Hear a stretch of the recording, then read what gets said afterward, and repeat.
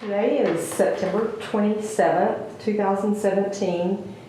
My name is Karen Neurohr, and I am in the Angie Debo room at the OSU Library, here today to do an interview with Dr. Ron Schaefer, who grew up in Marshall, Oklahoma, and learn about his memories of Angie Debo.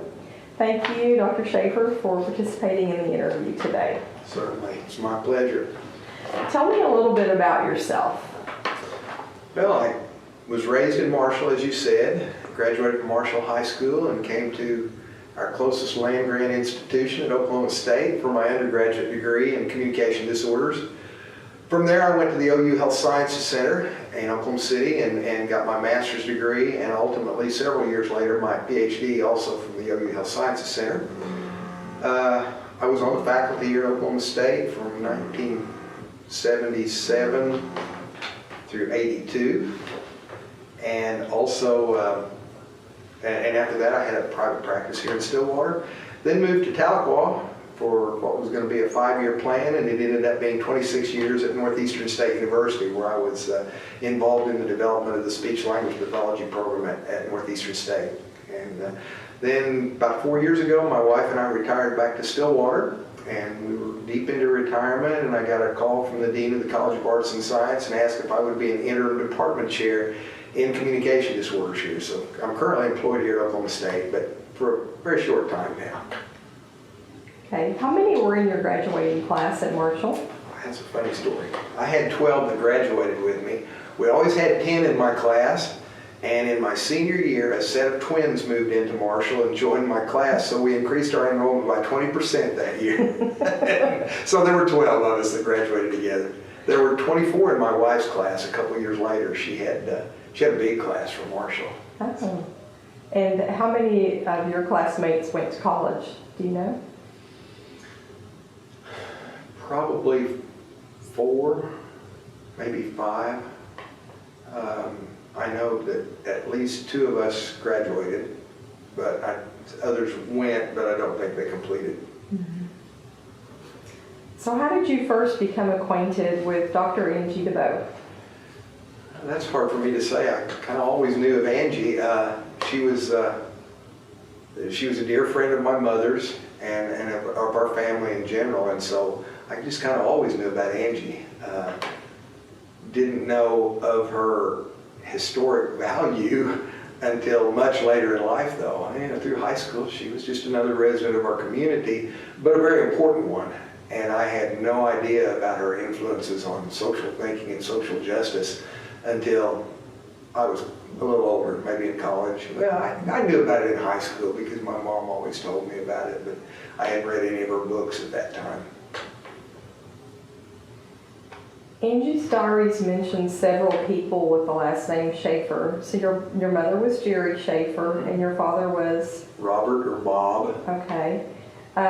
Were there other relatives of yours with the Schaefer name in the Marshall area? She was friends with my grandmother, Alvina Schaefer, who lived about 6 houses down the street from her in Marshall. And she and my grandfather, Albert, who also, like my dad, died very young.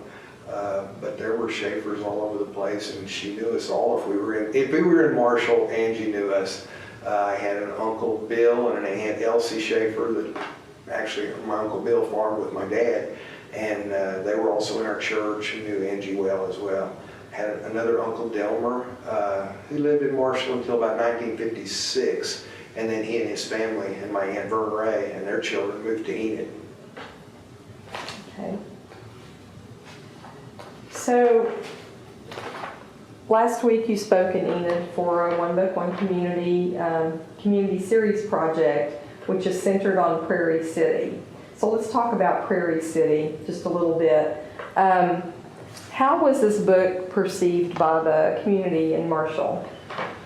Well, it certainly shows both sides of the coin. There's some wonderful things, and then there's some not so wonderful things about Marshall or Prairie City, because it wasn't just about Marshall. Prairie City is about many of the communities.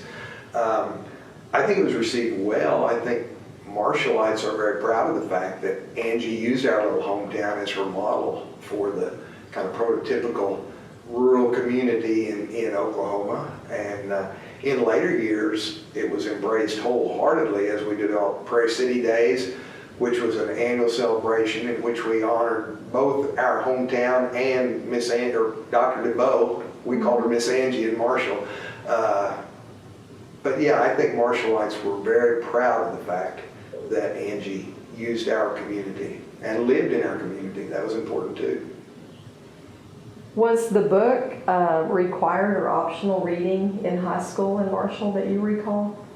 Don't believe it was. I don't recall ever being forced to read anything of Angie's. My mother was the high school English teacher, so if it had been required, she would have required it. I don't think she did, and I'm kind of surprised that she didn't.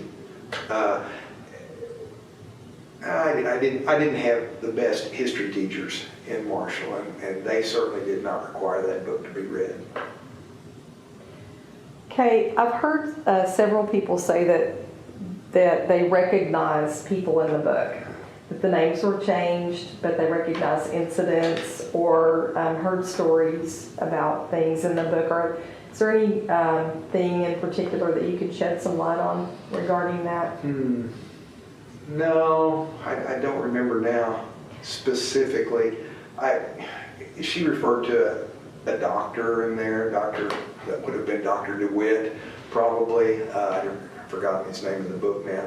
But no, I can't think specifically of anything. There's a tragedy in there with the Lockwood family. Is that a true incident? I don't know. I don't know about that. Okay. It may have been, but I was pretty young. Mm-hmm. If anything like that had happened, I would have been relatively young. Mm-hmm. And then there was a suicide of the bank owner that was talked about. And again, I don't have any recollection of anything like that either. Joe Brannon was our banker for as long back as I could remember. And he retired and lived in Marshall into old age. She described a farm with an area that was served as a community gathering place for picnics and things. Mm-hmm. She called it Sprague's Grove, and I think the family was Sprague's. Was there a community gathering spot that you can remember? There were a couple places. There's a place called Marshall Falls where Marshall gets its water supply that was kind of a community gathering area. For our church, which was the old Evangelical and Reformed church, it was my Uncle Pete Ficken's farm, and he'd always have, I don't know how he mowed it, but he mowed it in some way, and we'd always have our church picnic gatherings out at his place. So that might have been what she was referring to. But I would imagine other churches had gathering places because we all had church picnics. What was the first place you mentioned? You called it Marshall Falls. Falls. Mm-hmm. So was it a creek with a waterfall? It was a creek, and there was a tiny little change of direction of the water, maybe 6 to 8 inches. Where is it located from the town? It's north and east of Marshall. Okay.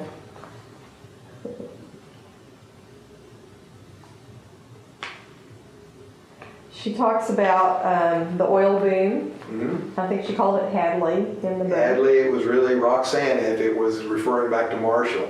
And I was very fortunate with the Roxanna oil boom. It really happened at my grandfather's home place where he was born and raised. And so when it all came about, my grandfather benefited greatly from the Roxanna find, and was making a fair amount of money from the oil fields. You know, you have to have oil income to keep up your farming hobby. And so so my granddad was getting some money coming in at the time that the Depression was on us and the Dust Bowl was on us, and Oklahoma farmers were just having to walk off their land. And my grandfather was able to buy pieces of property, and he had 4 children, and he bought a quarter section for each of his children. Mm-hmm. And when they got married, he gifted that quarter section to them, and that's the farm I grew up on, was the farm that was my grandfather's. It is an adjoining corner in section 20 in Township 19 North Range 4 West to my home place where Grandpa was born. And I have pictures at home of that field.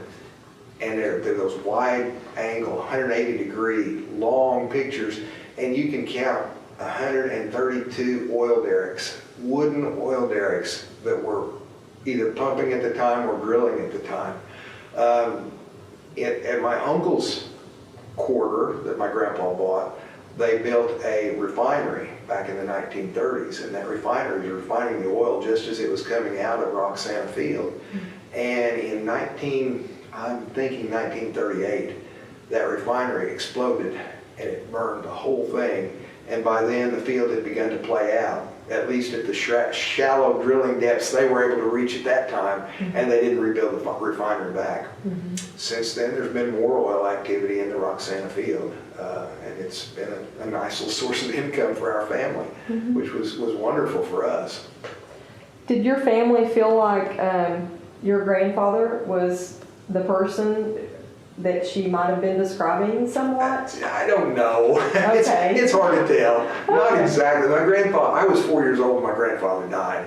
And I've heard lots of stories and I know pictures, and I remember my grandfather, but I don't remember him well enough to know if those stories might have been related to him. Okay. Okay, well, Prairie City covers 2 world wars, and when you were growing up, we were in the Vietnam War. The community attitudes toward the war in Prairie City were those of patriotism and proudness of, you know, the young men that went and fought. What were the attitudes at the time? I would think so. I was born after World War II, so I don't know for sure. But my father was wounded in World War II, and I know that there were things in the newspaper and all about the heroes who were fighting in Germany and France at the time. Even during Vietnam, there was a lot of patriotism and popular support. We had some young men that went to Vietnam and a couple that didn't come back. But nonetheless, I think it was always a feeling of, this is our country and we support what is being done there. So I think that was probably true of most communities, rural communities. They're very conservative in their thinking, and I'm very patriotic, at least the ones I know of. Another a topic that she addresses is the importance of transportation to the development of the town and the community, and the railroad when it came to the community. What are your recollections of railroad transportation for the community when you were growing up? Okay. We had a train track that went right through the west side of our little town of Marshall, crossed our big wide main street and blew the horn every time it went. Unfortunately, it did not have a gate crossing, and I had a cousin that was actually killed at that crossing a number of years later. He and his family were all killed right there. But the train was very important. Our co-op elevators dumped their grains in the box cars, and they brought them on up to Enid. They took that wheat to Enid to the huge grain elevators there for shipping elsewhere. But the railroad was important. Unfortunately, they closed the spur that went from Oklahoma City to Enid, I don't know, 20, 25 years ago. Roughly, I don't know if that's right, but the train no longer passes through Marshall, and as a result, the town deteriorated even further. It's in serious decline today, and partly because of the railroad, partly because of losing the school from just lack of numbers of students. When you were growing up, what type of work was available occupation-wise for people in the community? It's a farming community, so for a young man growing up on the farm, it was riding John Deere tractors and hauling hay. Farmers, they constituted the largest number, but we had a kind of a thriving downtown when I was in high school even. We had a drugstore and a big co-op elevator that employed probably 10 or 12 people in season at least. We had a doctor's office. We had a Chevrolet dealership of all things until I was probably 15 years, which would be 1965. There was a Chevrolet dealership in the little town of Marshall, Oklahoma, and then it moved to Prairie. We had a variety store, 5 and dime store. We had a lumber yard, pretty active lumber yard, and a hardware store. laundromat, 2 grocery stores.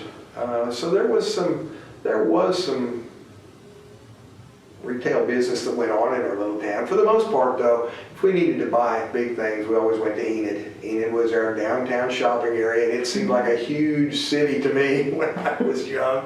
And I still love Enid, and we still have family there, and we go there and visit fairly regularly. For people who live in Marshall, which highway would they take to Enid?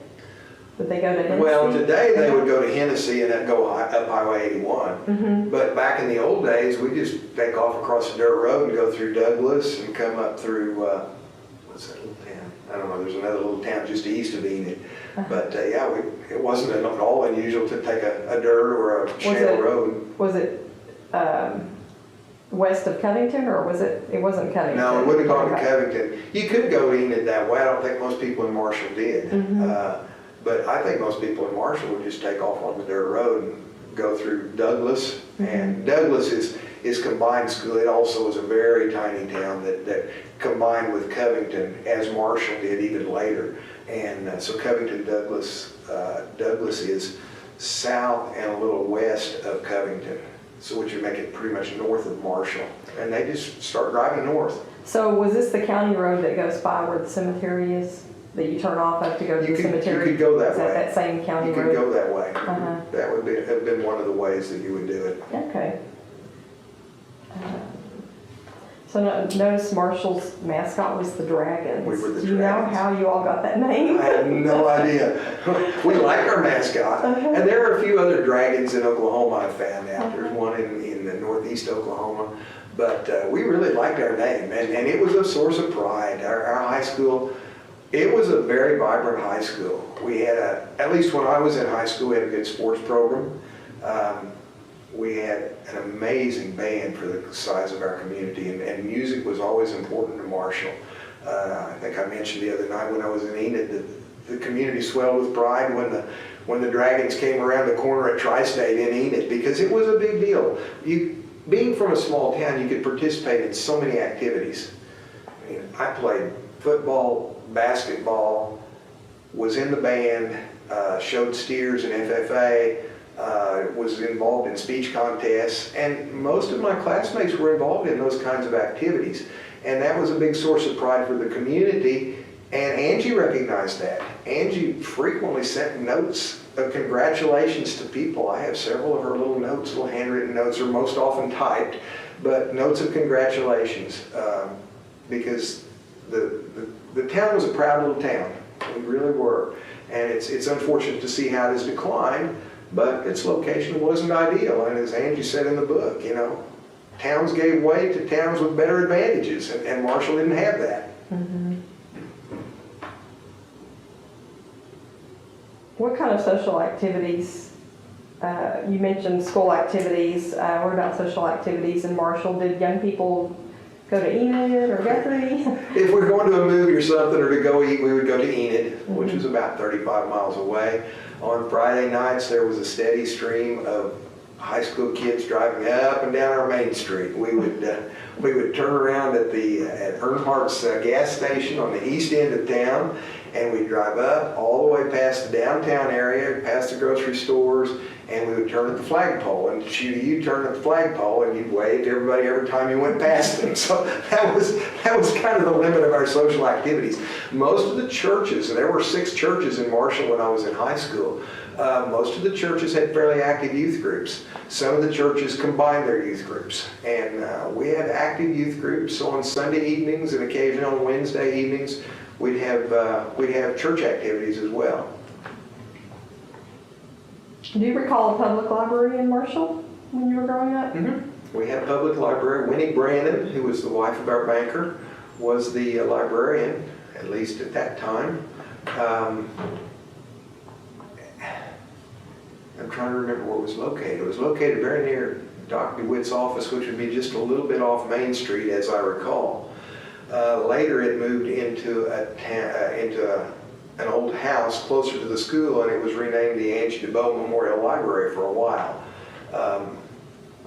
Unfortunately, it was not maintained. The community had, by that time, begun to dissolve, and but everybody wanted to give Angie as much honor as possible. She was important to us. Is the high school still there? The building is still there. There are thoughts that they're going to build a big trench and bulldoze it in because it's no longer safe. I find it interesting when I go back to Marshall, though, that it was an old blonde brick building, the newer part. The old part was the gymnasium, and for years we had, our community center remained at the gymnasium after the school closed. It has since moved into into a church because we just couldn't keep up the gymnasium. The roof leaked and the tiles were all coming up, and the same is true of the school building itself. But if you drive past the old Marshall High School today, and I think this should be said, that the windows are all broken out. You know, kids didn't come down and throw rocks through the windows. There was a certain amount of respect there. And I think that's wonderful. I think that says something about the stock of the community. So where was the elementary school? Was it on the other side of town? It was on the south side of town, the south side, and it faced to the north, and then the road that went in front of it was an east-west road, as our main street was also east-west. And it was two blocks. Is it two? Yeah, it was 2 blocks south of the main street, our big wide main street in our downtown area. And then the bulk of the residential area of Marshall, not that it was a very big bulk, but most of the people, and Angie lived north of Main Street. Angie was, I think, a block north of Main Street. My grandmother was 2 blocks north of Main Street. And the towns, as I recall, I don't remember the street names much, but they were named after states. I think Angie lived maybe on Iowa Street. I think my grandmother was on Iowa Street. That may not be quite right, but they were named after probably states where residents came and helped develop Marshall. I think, well, I'm going to name this one after my state. And so, did you grow up in town or on the farm? no, I was on the farm. We were 5 miles south of Marshall, 1 mile south of Highway 51.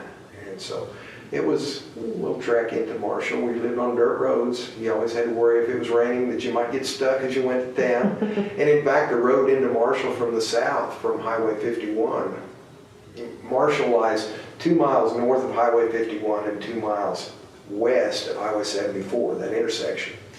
And I can remember as a kid, the road into Marshall from the south, from Highway 51, was not paved.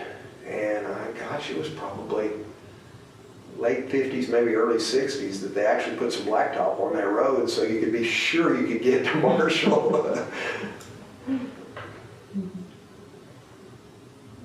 Okay, you mentioned the closing of the schools.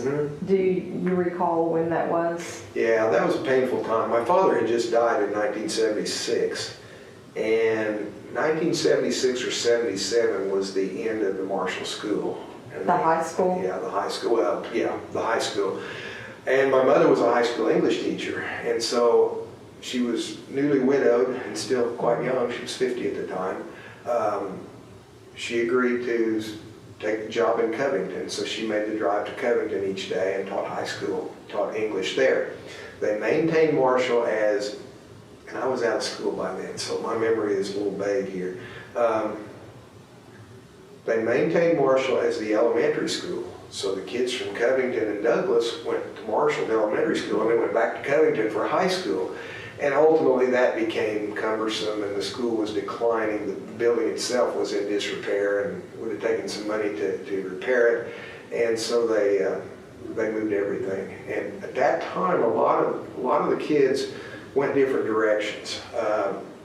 Again, we consolidated with Covington. But those who lived on the west side of Marshall, southwest side, went to Hennessy, and many of them who lived farther south went to Crescent.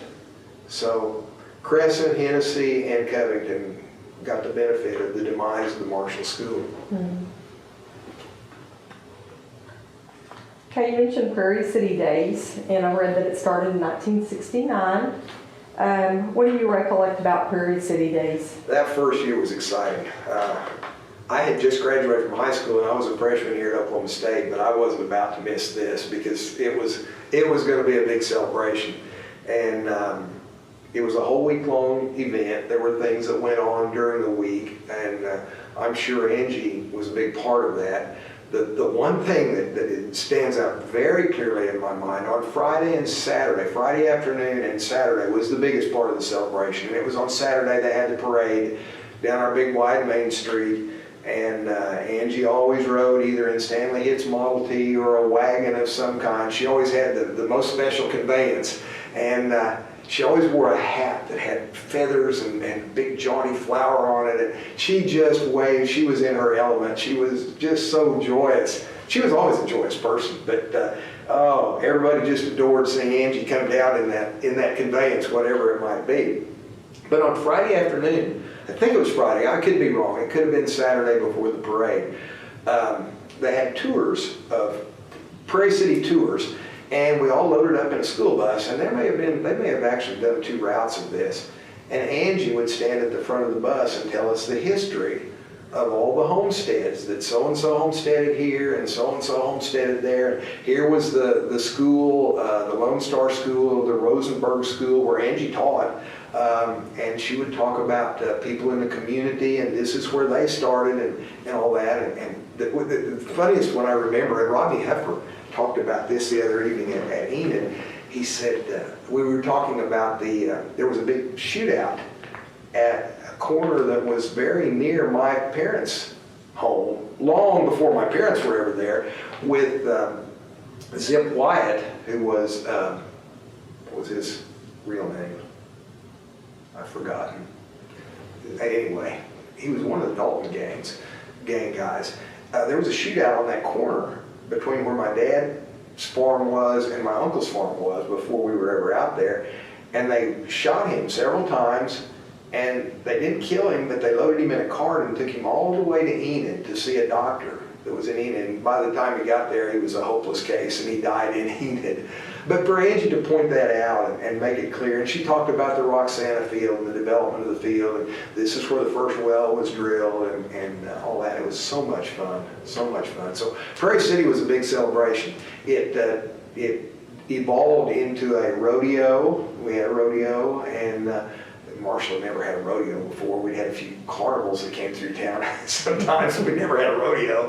And it was just a good time. Everybody had a great time. In the evening, we would go to the high school gym, and they'd have cakewalks and all the kinds of things you would do at a carnival, ring tosses and those kinds of things as well. So, And Angie loved all of it. She loved every part of that. She was always in the middle of it all.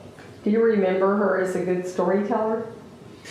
You said she guided the tours. Yeah, I mean, she always had the story. She knew the history. She absolutely knew the history. I had an event when I was probably just starting in high school, maybe about 1964, may have been actually before that she was asked to speak at a dedication of an historical marker over here near Ripley, where Washington Irving took his tour of the prairies. And she had asked my mom and dad if they'd like to go, and they said, yeah, we'd like to go, and we'll take you. So they drove Angie over to that event, and I got to ride along. And all along the way, she had Washington Irving's book, and she had kind of dog-eared the little sections. Probably didn't dog-ear, she was more respectful of books than that. She probably put paper clips on there. And we actually left the road a few times to see a historical place that Washington Irving had described in his book. And she was telling stories the whole time, explaining to me the history, and Mom and Dad were listening too, of course, and we were just enthralled with it. She was, I don't know, it wasn't particularly funny, but it was just wonderful history, and she brought it so alive. She really knew the book, and she explained, this is where they camped. See that grove over there? That's still the original grove of walnut trees or whatever, was described in the book. And then we got over to the historical marker, and she spoke at that. She would speak occasionally. We'd hear her speak at Marshall. She would occasionally fill in for a preacher or whatever, and her sermons were always intriguing. And I was fortunate as a young kid to get called up into her Sunday school class when I was probably a sophomore in high school. There weren't enough in my class. We were one of the smaller classes at Marshall, and our Sunday school class just kind of, it just went away. And so my parents invited me to go to Angie's class with them, and she had some really, really, really interesting stories. She was a lay minister in the Methodist Church. She was a Methodist before she was in the United Church of Christ, and she was a lay minister in that church, and unfortunately the Methodist Church in Marshall closed due to lack of numbers, and she joined our church, and it was an honor to be in her Sunday school classes. She taught so well, and she was good about making us look better. When we gave an obviously wrong answer, she would correct it, but in a gentle way, and make it relevant, even if it wasn't. So, yeah, she was a good storyteller. You can see in her book she's a great storyteller. But she studied the history so well, it probably was pretty easy to tell the stories when you understood the timelines like that. And she was always one that we wanted to hear. If Angie was speaking, we were going to be listening. The whole community was like that. We all respected her very much. Did you have a sense when you took that tour over to the Ripley area that she, and when she was pointing out the parallels to Washington Irving's book, that she had done that previously? That wasn't her first time. I suspect she had driven that route herself. She probably took her own car over there and traveled and made sure and maybe triangulated or cross-referenced those places. Yeah, I don't think that came right off the top of her head. Angie studied things. She studied things so much that she knew. And I believe, and I don't know for sure, but I believe that Round Mountain was pointed out to her when we actually drove a little further past Ripley. And that's an interesting story. We'll save that for another time. Okay, good. Yeah. What time do you need to be finished here? Okay. Okay, going back to Marshall and the community, does Marshall still have high school reunions? Do they still celebrate Decoration Day or other community activities? Yeah, we have a high school reunion every other year now. Yeah, every other year. And we get a pretty good number of people that come back. People still love the fact they were raised in Marshall. It was a good town. It was a good place to go to school. Like I said, there was a lot of school pride there. And I think we're all proud to be from Marshall. I'm proud to be from Marshall. And in my office at Northeastern State, I don't have it up here because I'm interim director for a short period of time. But I have a picture of the old Marshall train station. And it was drawn by one of the BBs, and Betty Beebe. And it reminds me where I was from. I was from a little town, but I was from a town that was a good town. It was a wholesome town. Good place to be raised. So yeah, there is that sense of loving our community. Decoration Day? Decoration Day is a big thing. That's big. We're always at the cemeteries, and my grandparents are buried there, very near Angie's headstone. My parents are even a little bit closer to Angie's headstone. I have an aunt there. Everybody is out there with flowers, and we start early in the weekend, and they go back a couple times during the weekend to make sure there's enough water on the flowers.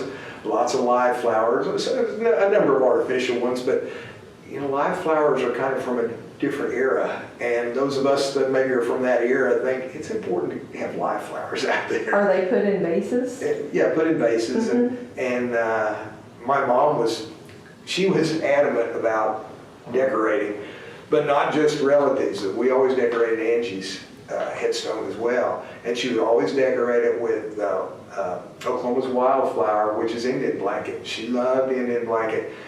In my mom's little book, and I've not made reference to it, but my mom wrote a little booklet, and it's interesting that she said on the back of, or she said that she wrote that the night of Angie's funeral. She just sat down and wrote down some memories the night of Angie's funeral. And she has a story in there about Indian blanket, that Angie was concerned that Indian blanket didn't grow in enough places in Oklahoma to be the state wildflower, but my mom had some Indian blanket that she had dug up, and she planted them in her garden. And my mom actually wrote a poem about Indian blanket. It's an interesting poem, and it was something to the effect that, I tried to tell you where to grow, and I watered you, but you preferred this place over here that had rocky soil, and you didn't require so much water, and you knew what you were doing. But Mom would always pick a handful of Indian blanket and take it to Angie's grave, and frequently she would put it in a small little vase right there beside it. Angie's grave is interesting because, of course, she has her motto and what she lived by on that headstone, and I know it's cited in many references, but it's, historian discover the truth and publish it, which is what she did. And she named names, as we all know. But the Cherokee Nation brings a big spray of flowers to her headstone each year, and when I lived in Tahlequah, which is of course the capital of the Cherokee Nation, I could talk about Angie with a lot of the people who were working at the Cherokee Nation tribal headquarters simply because, you knew Angie Debo. They were amazed. Oh my goodness, tell us more about Angie. So I got a lot of discussions about Angie Debo. And again, the Cherokees recognize her each year with a large spray on a tripod at her. And it's just a tiny little unassuming headstone, which is typical of Angie. She's buried near her brother. And I don't know, I guess her parents are probably in that same cemetery. I don't know that for a fact. They are. Okay, no, she's next to her parents. Okay, actually. And I know Edmond is there as well. Yeah. And when we go see Angie, so I wouldn't pay that much attention to others. Well, that's interesting about the Cherokee Nation recognizing her in that way. I had read, I think maybe in Shirley Lackey's book, that Will the Mankiller took flowers to Angie's grave. Okay. For a ceremony at one time, but I did not know that was a tradition for the Cherokee people. And it may not be that they do it every year. But they have more than we once. We go to my dad and my grandparents' stones usually early in the week. And, I don't know that they still continue it or if they do it every year. But you do remember it was more than once. Yeah, I've seen several sprays of flowers. That's interesting. Yeah. Okay. There is currently a small flocked bluebird that's affixed to her headstone. And I have wondered about that. I have seen that. I have no idea. We have there is a young person, and she was actually at the Enid presentation the other night. Her name used to be Janet Shelby. It's now Janet Murphy, who was one of my mother's dearest students. And she lives near the cemetery. And when we go out there at random times, there'll almost always be something on my mom's headstone, mom and dad's headstone, and I know that's from Janet. And I suspect that she also might be putting some things on Angie's headstone. I wouldn't be at all surprised. Janet is she was a couple classes behind my wife, so she was of that era that she would have known Angie, would have actually gotten to know her and maybe got to spend some time with her, I don't know. But I would suspect it might be Janet. One of the things that I've read is that the cemetery is referred to as the North Cemetery, but when you look at 2 of the 3 entrances into the cemetery, there's signage over the gates that says 100F. It's IOOF, which was the Oddfellows organization. Okay, International Organization of Oddfellows, I think IOOF means. That has since been taken over by the Marshall Lions Club. But that's what IOOF means. It was maintained by the Oddfellows for many years, and I think their chapter declined and the Lions took it over. So they take over the maintenance. It's called the North Cemetery simply because there is a Southern Cemetery as well. The South Cemetery is on Highway 51 near the 5174 intersection. Much easier to get to because it has paved roads from all directions, whereas the North Cemetery, where Angie and my family is buried, you pull some dirt roads there, and on when Decoration Day comes, Memorial Day comes, if the roads are wet, you might have some problems. There's pretty good shale on the roads, but they're not graveled, so you could slip off and get stuck in the ditch, which is a fairly common thing in Marshall anyway, back in the day. Well, it's a beautiful setting. It is. Wheat fields on all sides. Yeah. And the cedar trees there. We're not huge fans of red cedars anymore, but those look nice out there.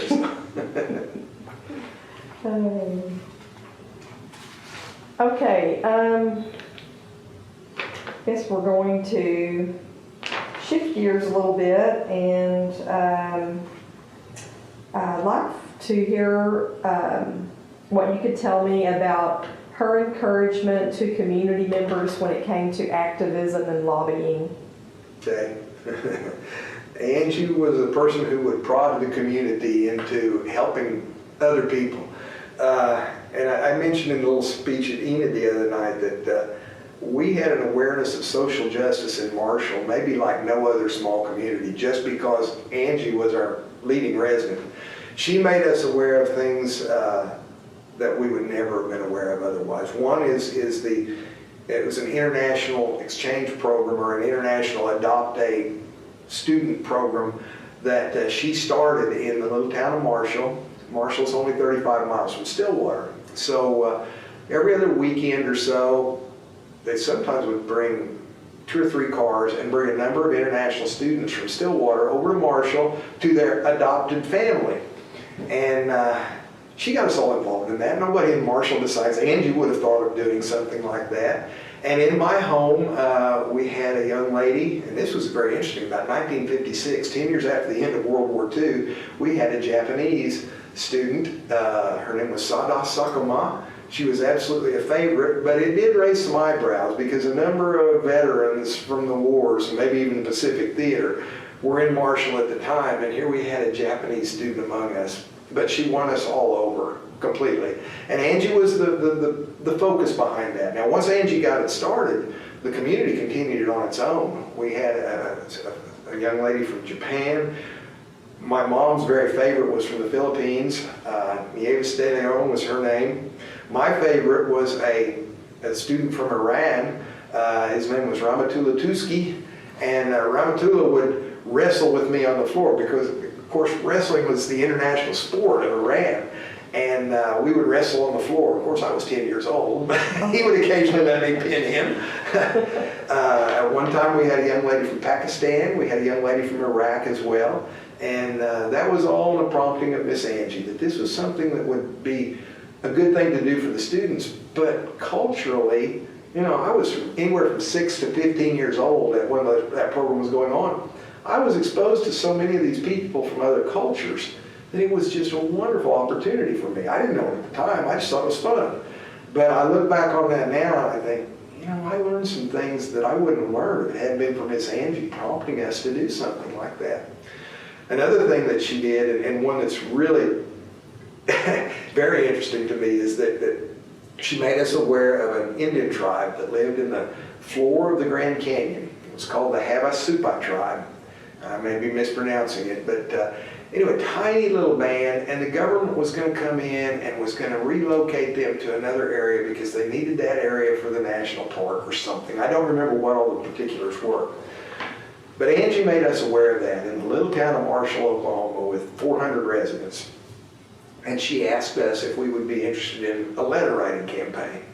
Well, I doubt anybody in Marshall had ever written to their senators or their representatives before, but she kind of gave us a model that here's what you should say in this. And she wouldn't give us a form letter, but just that we didn't think it was right that the government was going to come in and do that. And then she gave us phone numbers and addresses of our senators, and so we'd call. And I remember my mom and dad calling their senator. You know, they'd probably never spoken to a senator before, but this was all Angie's prompting, that we need to do this. This is the right thing to do. It is socially unjust to do what is being done. And of course, Angie's books, many of her books were about social injustices that unfortunately occurred right here in Oklahoma with our politicians and the Dawes Commission and the like. So Angie gave us a sense of morality and social justice that, like I said, I don't know if it occurred everywhere else. I don't know that they had a similar program in Crescent or Covington or some of the surrounding communities. Those are wonderful little communities, but they didn't have Angie living in them. And Angie turned to us because we were her friends. We all loved Angie and respected her, and she turned to the community. I say us. I was a kid, you know. But she turned to the community itself, and that's what I mean by us. Turned to the community, and the community always responded because they loved her and they were eager to please Angie. That's remarkable. Mm-hmm. What were the community attitudes toward diversity? Were there people that were of diverse backgrounds? when you were Not growing up? really in my little hometown. Marshall was very, very Caucasian. We were white as the driven snow. Since then, some people have moved into the community. People have intermarried into the community. There are some Native Americans. There are some African Americans that live in the area. Many Hispanics now live in Marshall, but that's only been in the last 15 years. But there was, I think, an attitude of acceptance there, maybe prompted by Angie and some of the more maybe forward-thinking people. And I would include my mother and dad among those that you know, they were college educated and they had participated in the International Student Adoption Program and recognized the value of diversity, that, gosh, we can learn so much from each other. And there's no big reason to be afraid of other races and people of other cultures. And I think that was kind of promoted in Marshall. Again, did we have a lot of people living in our community? No, we just didn't. They were all white settlers from Nebraska and Iowa that settled the Marshall area. Mm-hmm. And so we didn't have a lot of opportunity for that, as maybe some other communities would have. Mm-hmm. Were you aware of the how the community of people from the Marshall Islands wound up in Enid, or any of that story? Do you recall hearing anything about that growing up? No, I don't remember that. There's quite a little community of, I think I've heard that Enid has the second largest population of immigrants from the Marshall Islands. From the Marshall Islands. Well, yes. I think we were named after a Chief Justice of the Supreme Court in our little town of Marshall, or maybe from Marshall, maybe in Marshall, Iowa, who may have actually gotten its name from Chief Justice Marshall. Mm-hmm. But I didn't know anything about that. So that's just a coincidence then. I guess it is. Okay. She was able to do some international travel. Mm-hmm. As she, I guess, retired from her position at the OSU Library. Do you have any information about her international trips and travels? Some. Again, most people in Marshall didn't travel internationally, and we thought she was a little loony for doing something like that. But she had no problem with just jumping out and traveling places. I remember when she went to Africa and Saudi Arabia, she sent my mom a postcard of the pyramids. And of course, in the documentary, we see that picture of her on the camel that she was so proud of, and that was on her Christmas card that year. Oh. That one went out as a Christmas card to the people in the community and her friends. So somewhere in my mom's trunk, there still might be one of those, but I've been through that trunk several times, and I've never really seen it. But I'm glad it was preserved in the documentary, because she was very proud of that picture. She loved that picture. So, but Angie traveled domestically a lot. She was always going to New Mexico and Arizona and talking and interacting with the Navajos and various tribal populations there. I, quite frankly, didn't know much about it. I just knew Angie's traveling again, mm-hmm. and I hope she's safe. So I think people in Marshall were worried about that sometimes, particularly if she was driving. They might have been worried. Oh. You mentioned her Christmas cards. Was that quite a tradition with her? You know, I don't know if it was so much a tradition. It's interesting in that picture. She's holding a number of letters. Angie just wrote so many notes and letters to people that the Christmas card was probably, got a Christmas card from Angie in addition to the 4 or 5 letters we've gotten in the last several months or something. Mm-hmm. So I don't remember other Christmas cards, but I kind of remember that one. Mm-hmm. Okay. Do you recall attending any events where she received honors and awards? The only thing that I remember, and I was in school at the time that she received many of these. When Henry Bellman went and got the, I don't know which award it was, the American History Association, okay. She was unable to travel at that time, and I was in graduate school, and I didn't get to go at the time that Henry Bellman gave that to her in the town of Marshall in Raymond Bryson's home. The one thing I do remember, back in the 1950s, and maybe 56, 57, I was a little kid, they had Angie Debo Day, and it was, well, it would have been before 1960 because President Eisenhower sent a telegram that was read at that evening. AC Blue Eagle came and spoke at Angie Debo Day. And I don't remember much other than the gymnasium was full. There were dignitaries on the stage that I had no idea who they were. Mm-hmm. I don't know if the Oklahoma governor was there. He should have been, but I don't know if he was. But there were dignitaries from various places, and AC Blue Eagle was kind of dominant among them in that he had dressed differently than most of the rest of the people that were on that stage, and I was impressed by that. And I don't remember particularly what the garb was that he had on, but he was different than everyone else. And we knew about AC Blue Eagle. We knew about some of his paintings. Angie had made us aware of some of his paintings. And of course, at that time, the Knox gas stations gave away tumblers that had famous American Indians on them, and AC Blue Eagle was one that was depicted on the tumblers.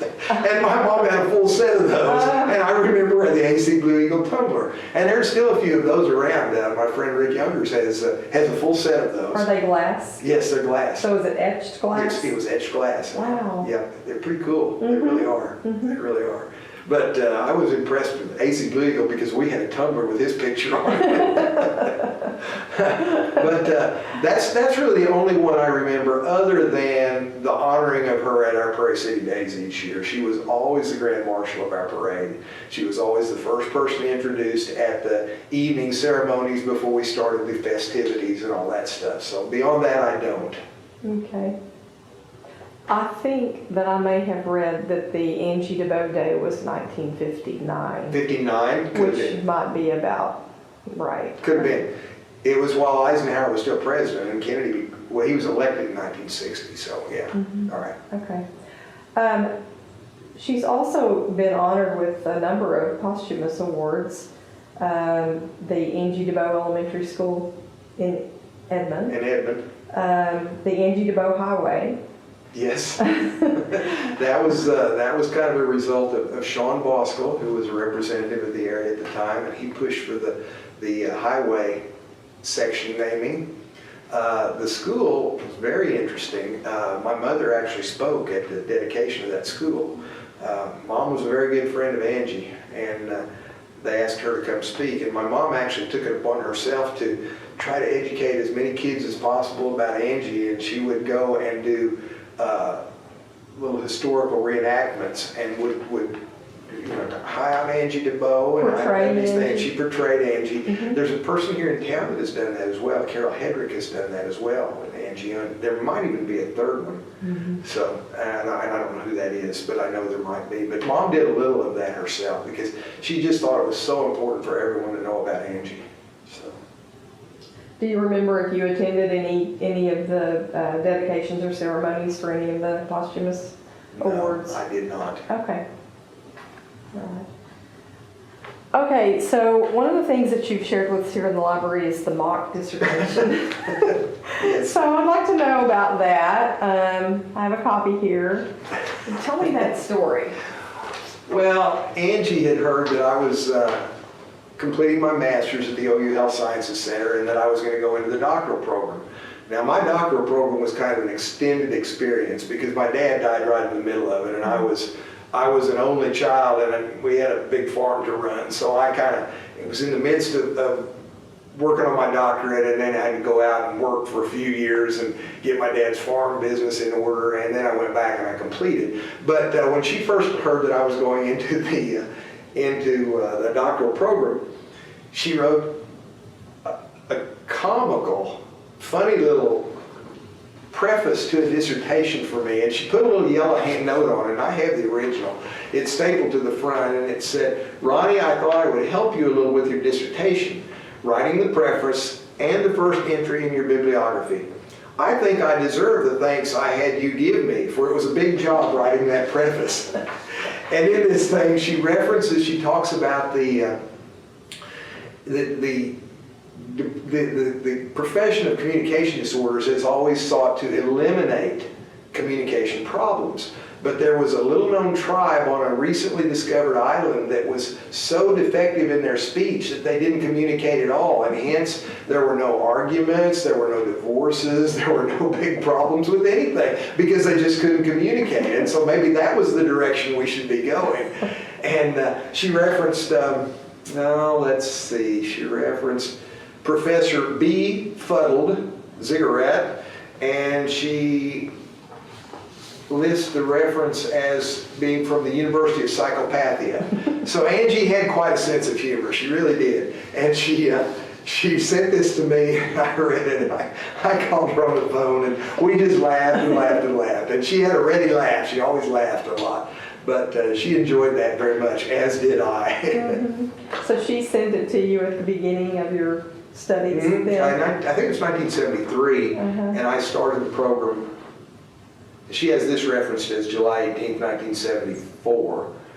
So I finished my master's degree in 1974. So she sent it right at the end of that when she heard I was going into the doctoral program. And she thought it would be a great document. She thought it would just be so important. And I'm sorry that I'm sure disappointed her if she ever bothered to read it, which I doubt that she did. I think my mother may be the only other person that did. It was on a topic that is not really something that most people would be interested in. Well, the important thing is you finished it. I did do that. Oh, goodness. Okay, another thing that you've shared with the library are some recipes. We used these in, I think it was 2010, when we did the One Book, One Community.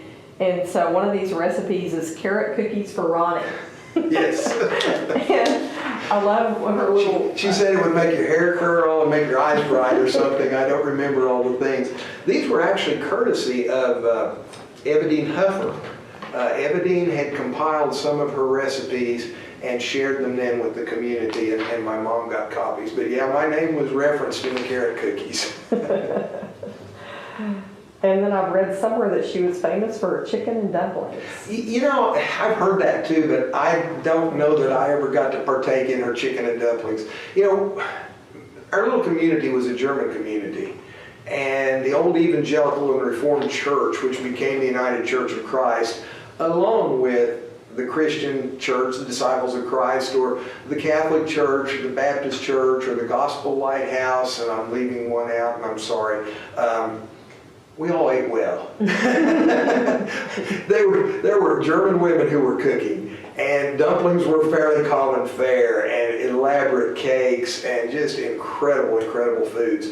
And I have no doubt Angie participated in that and brought huge bowls of things to eat. But again, she was kind of famous for her desserts. I remember her desserts more than I remember her other things, the cookies and the brownies and things like that. Is the church still there? Yes, the Evangelical and Reformed Church, which was completed in 1960. The current building was completed in 1916. I've heard stories. My grandfather, Albert Schaefer, had the best team of horses in the community. He had 2 large Morgan horses. And they had, and I've never seen one of these things, but there is a device that is used behind a team of horses that will actually dig into the earth and roll up, and then you can go dump the earth somewhere. And then you drive your team through there again to dig. And supposedly my grandpa's team of horses dug out the basement of the Evangelical and Reformed Church with St. Paul's Evangelical and Reformed. In 1960 or 60-ish, the Evangelical and Reformed Church combined with the Congregational Christians and became the United Church of Christ. Not the same as the Church of Christ. Actually, very different ends of the liberal to conservative spectrum. The UCC Church is a quite liberal church. And it was a little odd for our old German Evangelical and Reformed Church, which had German services until, I think, World War I. it was a little odd for that church, as conservative as it was, to become part of a very liberal United Church of Christ. And I think that probably the United Church of Christ just thought Marshall was a little bit of a blight to their denomination. But nonetheless, the church still stands. It's in pretty good shape. It's a red brick building, a very dignified looking church.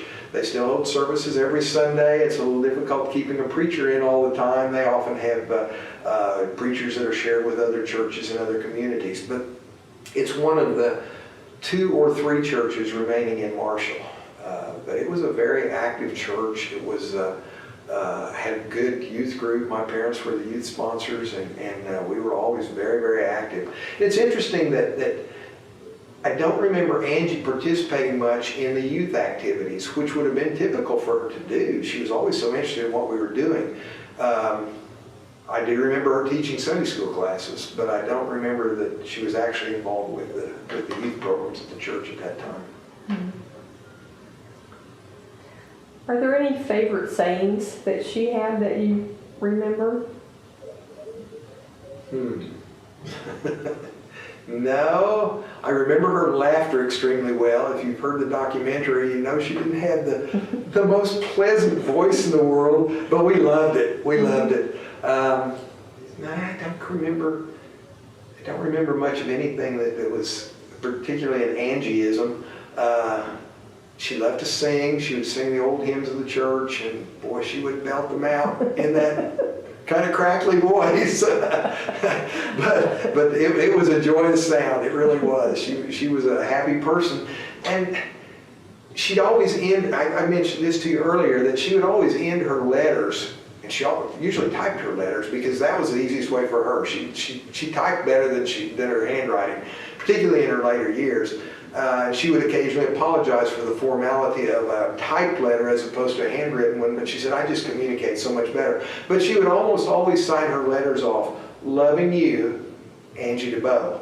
And I have several letters that she sent to me or to my parents, and it was almost always the same ending. So loving you, Angie Debo. Sometimes it would be your friend, Angie Debo, because she just wanted to be very clear that I'm your friend. Mm-hmm. So maybe that. Mm-hmm.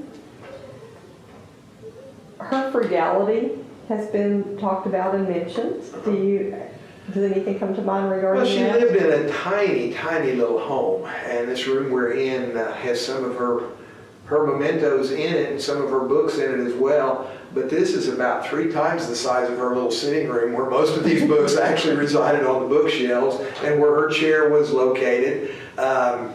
It was a tiny, tiny little house. I suppose it was 1 bedroom, a small kitchen. I never was in her bedroom, and I don't remember who I was speaking with the other day here in the library, but he was telling me that there were no books in her bedroom other than 1 Bible. The rest of her house was full of books. There were books everywhere. Even in the kitchen, above the sink, there were some books. And so when you facing her home, you walk up the steps, mm-hmm. porch. Yeah, there was a porch there. Mm-hmm. She had it was an east entryway, mm-hmm. and the first thing you went into was the sitting room, mm-hmm. where that chair and so the wooden rocker and this chair back here. The upholstered chair, the pink upholstered chair. I remember her so many times. That one's actually in Charles Bank. Is that? It's in the portrait. It's in the portrait that's in the cabinet. Mm-hmm. Yes. Mm-hmm. Those were there. And she also on one wall, so if you went into the east, it was to the north. So it would have been the north wall. She had a big hand-engraved bellows organ. Now, I never heard her play the organ. I don't know that she played, and you had given me some information earlier that her mother had bought that when she was a young girl. But that bellows organ was there, and it was intimidating. It was big for that room. It just kind of took over the room. But there were always books there. The little typewriter stand was there, although it sometimes moved into the little sitting room, the little kind of dining room as well. Is this the typewriter stand you recall? Yes, that's the typewriter stand I recall. Mm-hmm. That's not always the typewriter that was on it. Her later years, she had an electric typewriter, and she just loved her electric typewriter. But prior to that, I think I remembered a Remington manual, but it could have been an Underwood. I don't know.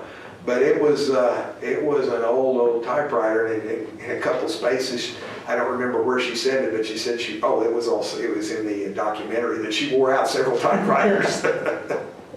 But she had file cabinets there as well.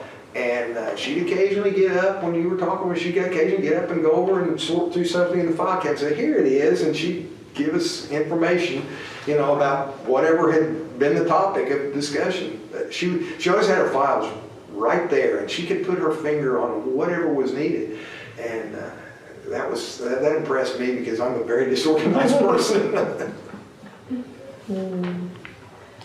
Did you attend her memorial service? I did not attend her memorial service. I was so saddened that I couldn't.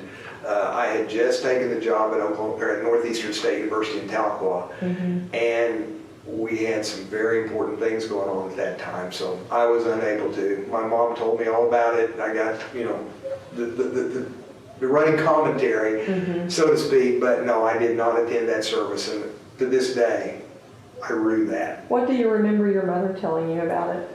There were lots of people there, and dignitary type people there. It was completely full. The church was completely full. It was in the church? It was in the church. They had a speaker in the basement, so that they had some of the overflow there as well. So, yeah, a lot of times dignitaries, not that we had too many, but people that were prominent in the community had their services in the high school gym.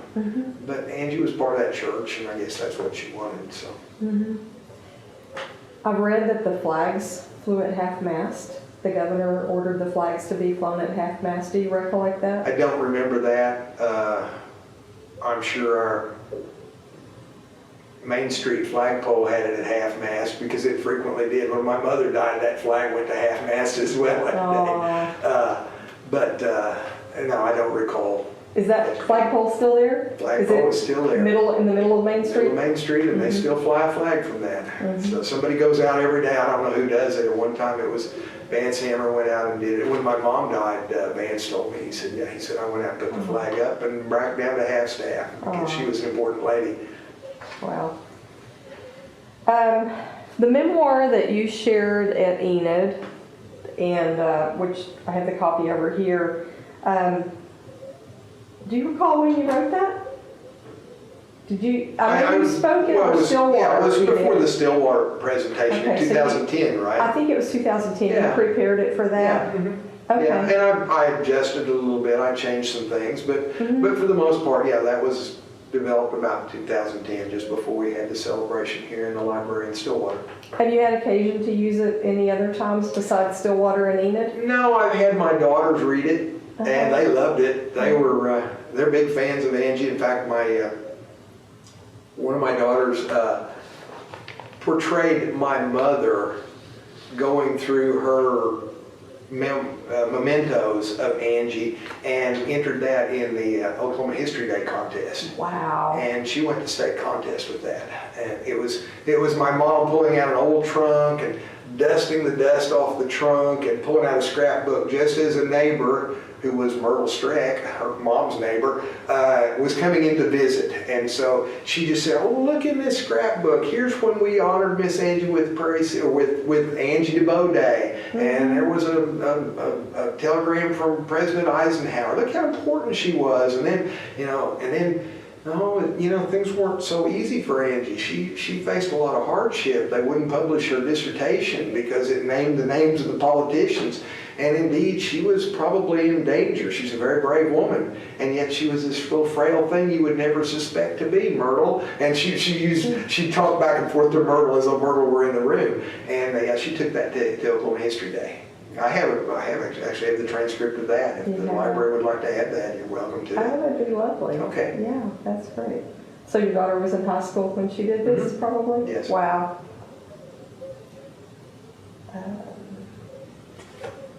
As you ponder your friendship with Angie, what are the things that really stand out in your mind? A dear friend of a totally different generation than me. I knew everybody's parents and grandparents, but Angie was truly a friend. I would list her among my friends, close friends, even though so much older, because she was such a dear friend to my mother. They shared a lot of things in common. My mother being an English teacher, she was interested in culture. She was interested in plays. She and Angie would get in the car and come over to town and get out theater in Stillwater and go to plays together. There was that. So I was fortunate in that I had that closeness through my mother and my dad. Upon my dad's death, she wrote me a letter and she said, you know, you must know how much I love your father. I love your father as much as I love your mother. Now, I would say Mom and Angie were best friends, but my dad was in there too, because Dad was a real leader in our community. So first of all, as a friend, and that's odd for a, you know, she influenced me most when I was 12 to 18 years of age, and she was totally different generation, 2 generations away. I would also remember the joy that she shared. She was always laughing. You know, it's funny because if you read some of her books, she was exposing political injustices, and it's solemn stuff. This is stuff you don't joke about. And yet she was a joyous person, and she laughed, and she made us all laugh, and she wanted to involve us in more things, and her prodding was important. And I mentioned that earlier, that it was so important that she would share a social injustice with us and say, you know what, one of the things you might do about this would be, and we took that and ran with it because she gave us an opportunity. And so she was kind of an opportunity maker for us as well. And she exposed us to so many things that we probably wouldn't have been exposed to otherwise. So those are probably the things I would say that are most important to me, that her friendship, her joy, and that social awareness that probably I wouldn't have had otherwise, you know. What kind of new insight have you gained about her? Since high school days, a lot. Understanding the sacrifices she made for the sake of doing right by other people. I was totally unaware of that in high school. I knew Miss Angie was a wonderful person and someone that I appreciated very much, and she did so many things for us, but I didn't know about her dissertation being basically blacklisted. I didn't know of the risks she took stating the names that she did. And in my daughter's little presentation on Angie, her grandmother helped her develop that. And I don't know where Mom got this. It probably came from some book. It may have come from something else. It may have come directly from Angie's mouth. But the comment was made that Angie's mother had told her that if she wasn't careful, someday these politicians would hang her in the Capitol. And today her portrait hangs in the Capitol. And I think that is so clever. They're going to hang you in the Capitol. Indeed they did. So that's why she called it her public hanging, which I've read, yes. Exactly. Oh, goodness. Of her books, which is your favorite? Oh, well, and that's a question you need to ask. You need to ask Patty Laughlin sometime as well. But I like Prairie City, of course. It's our story. It's about me. It's about all of us. It's about everybody that lived in Marshall. And again, I wasn't even born at the time she wrote it, but it's still our city. So I love that one. Oklahoma Footloose Fancy Free is along the same lines. It's not one of those politically charged books that makes you uncomfortable when you read it and makes you embarrassed to be part of the race that's oppressed. This wonderful group of people. And so those are my favorites. Which ones are most important? Well, we know which ones are most important. Those books that expose the politicians, those books that told the story of how the Indians were. And again, I say Indians, Native Americans, but Angie used the term Indians.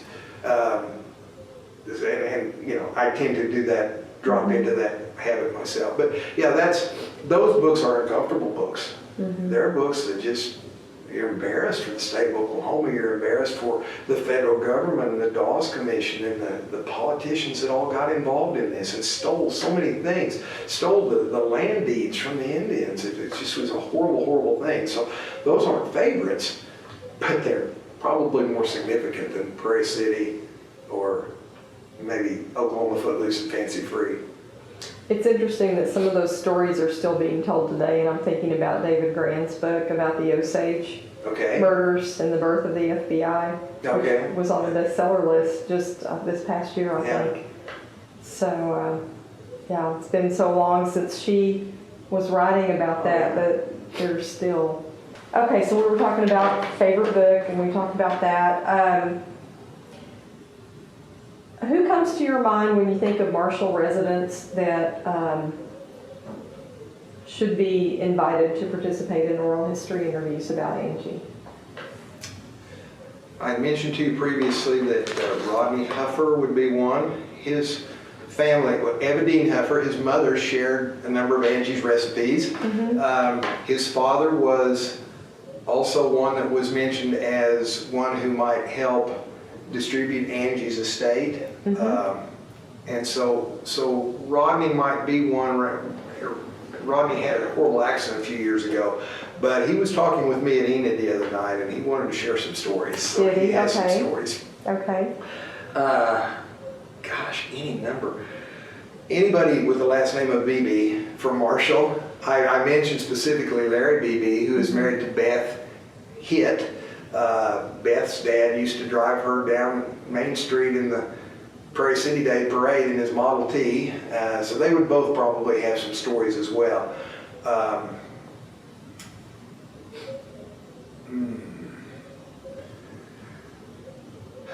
The Carden family came to Marshall a little later, so maybe not so much. Randy Carden is still, Edmond Earnhardt. Edmond and Shirley Earnhardt, it used to be Shirley Laddick. They would probably have some stories they might share as well.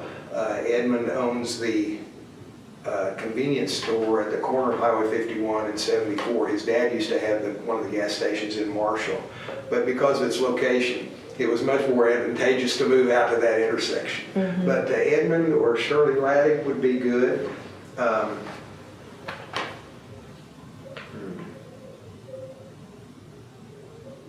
may think of some more. And again, I may not. Okay, that's okay. Okay, when... Oh, I know. Janet Murphy. I mentioned her earlier, okay. Janet Murphy. Her maiden name was Janet Shelby. Married to Mike Murphy. They live north of Marshall, very near the cemetery, as I indicated earlier. Okay.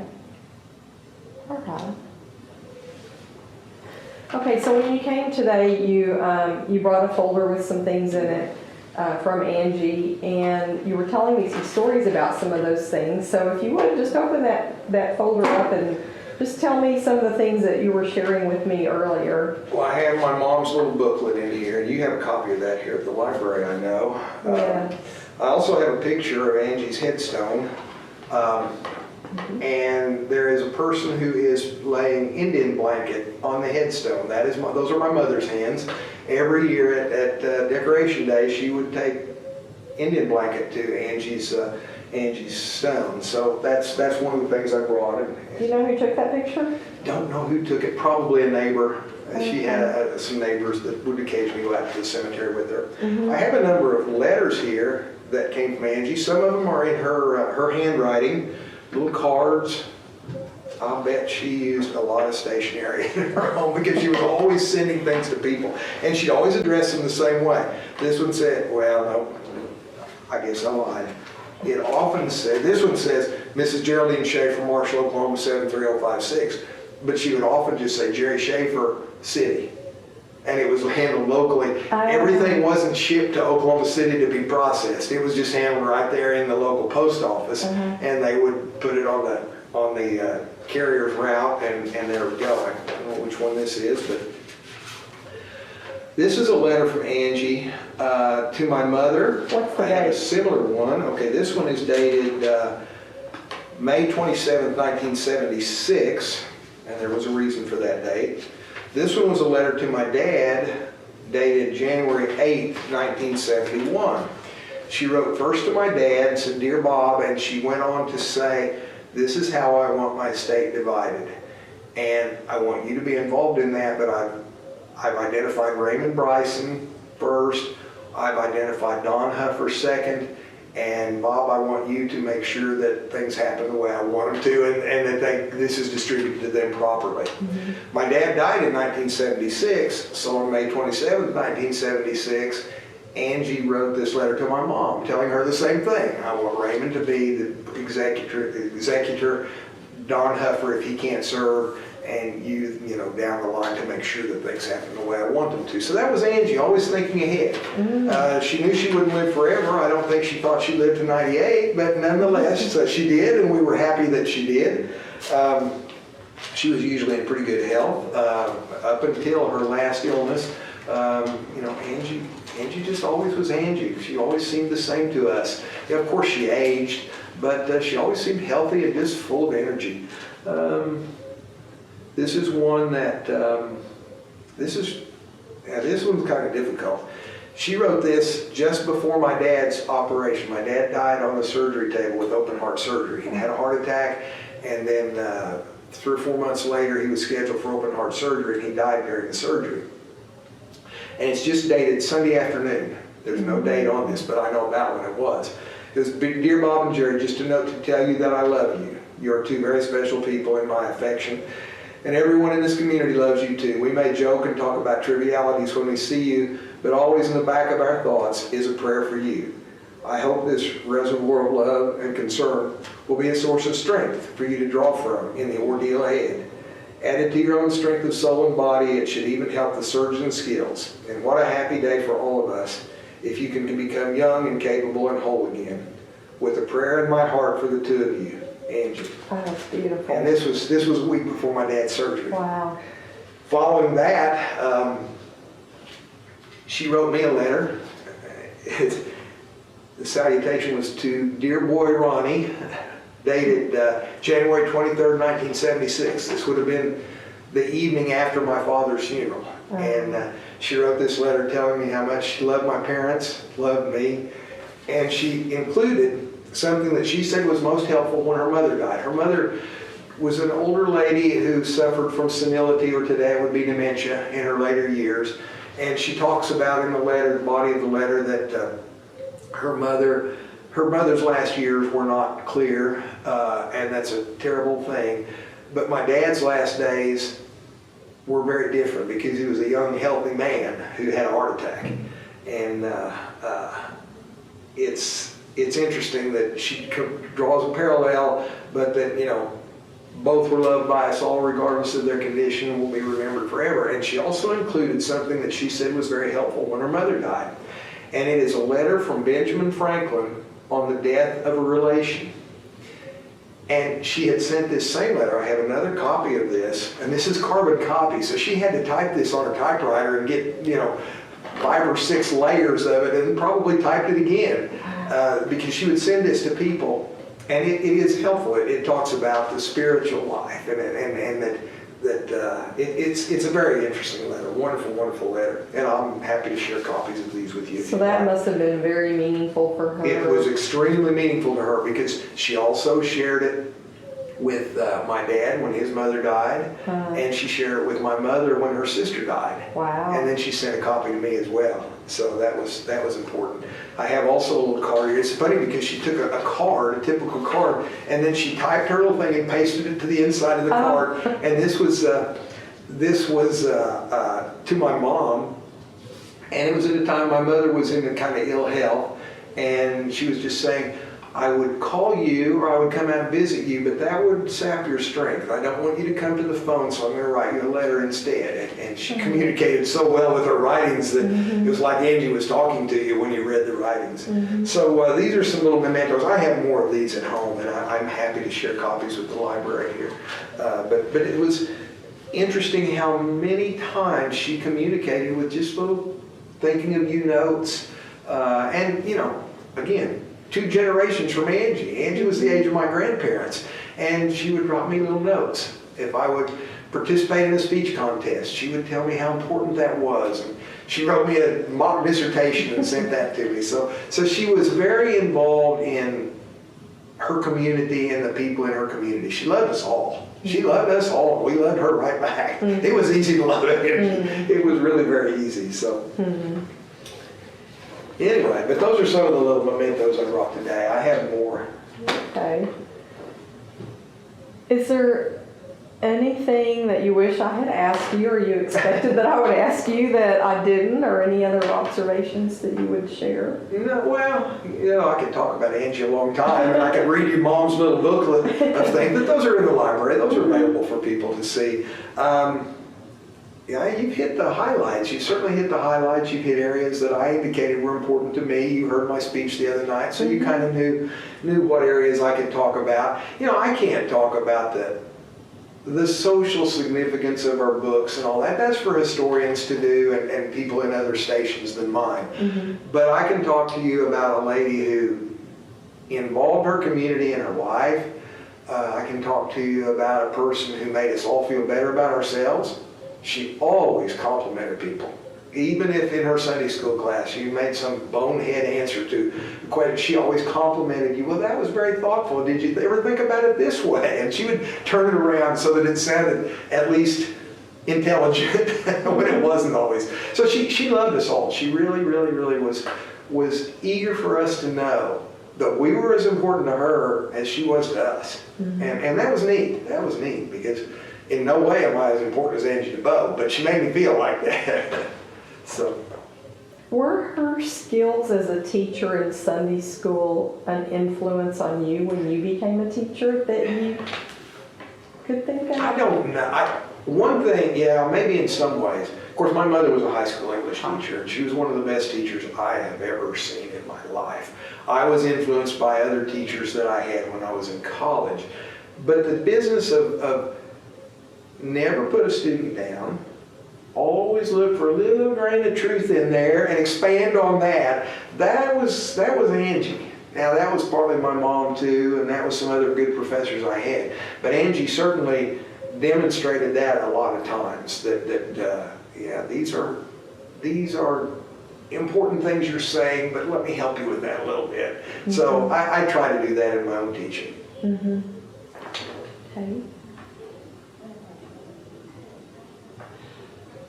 You talked about your daughter developing that program for the history competition. History Day. Is this the daughter that has the granddaughter that's involved in theater? No, it's the other daughter. It's the other daughter. Well, both my daughters were involved in History Days, and they did a lot of things.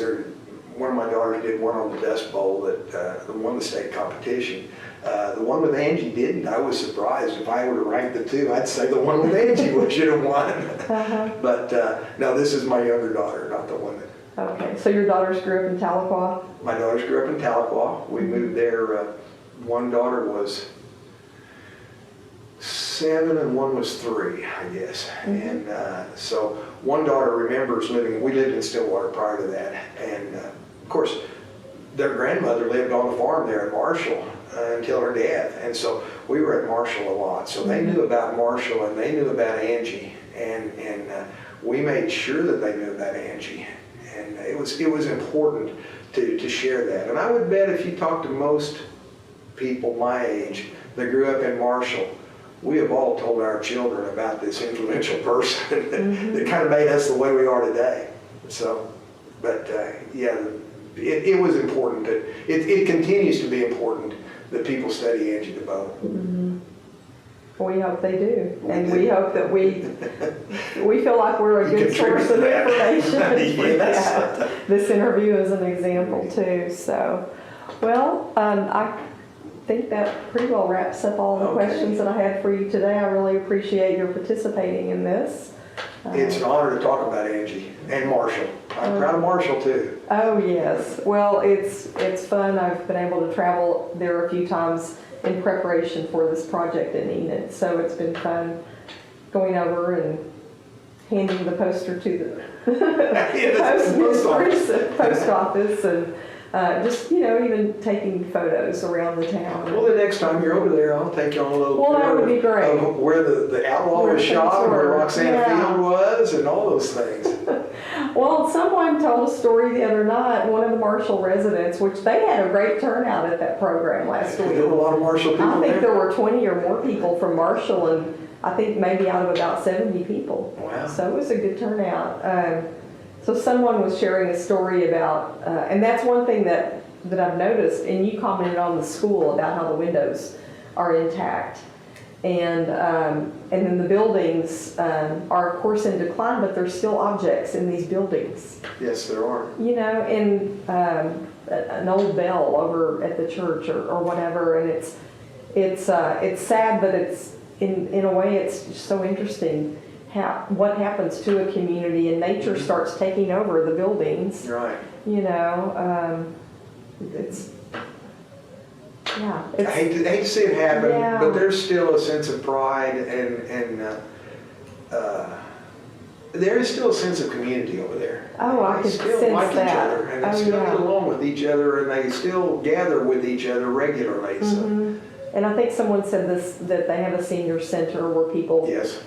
you know, meet and gather. And so I'm hopeful that it would be really fun to go over and do a program there. And I might see if you're available. We could go and do your talk and show the film, maybe. Okay. Perhaps that would be fun. We do have an fun. alumni center in one of the old churches that could still be done. We might even do it in conjunction with the next reunion. Oh, that would be great. Because everybody at the reunion would have been influenced by Angie Debo in some way. So it might be That something would to be do, it, because yeah. they always bring in a speaker. I mean, I've spoken a few times and other people speak, but rather than that, maybe a program like that. Show the film, Be maybe. fun. Yeah, that would be fun. And so would that be in May of next year? Yeah, it's usually in May, and I don't know if we're on the even years or odd years, I Okay. don't remember. All right. Well, It's always a Memorial Day weekend. Always, So they do it it's in- they do it Decoration in- Day and in- Memorial Day yeah. weekend. They Okay. do it in conjunction with Memorial Day because they know there will be a lot of people coming Yes. back to the cemeteries, and it's a good time to get the alumni together. Well, that's very smart planning. Yeah. That is. Okay. All right. Well, thank you again. I Well, appreciate thank it. you. It's a pleasure to talk about Angie. It's an honor to talk about Angie, and I hope this is helpful to someone. It is. You know, for people that know her legacy as a historian, you know, there is that side of her, but to be able to hear the personal stories and the remembrances is also important and valuable for the record, for people to see what she was like as a human being in her community and what that meant as well. So She was all human. all right. Well, thank you again. Okay, thanks.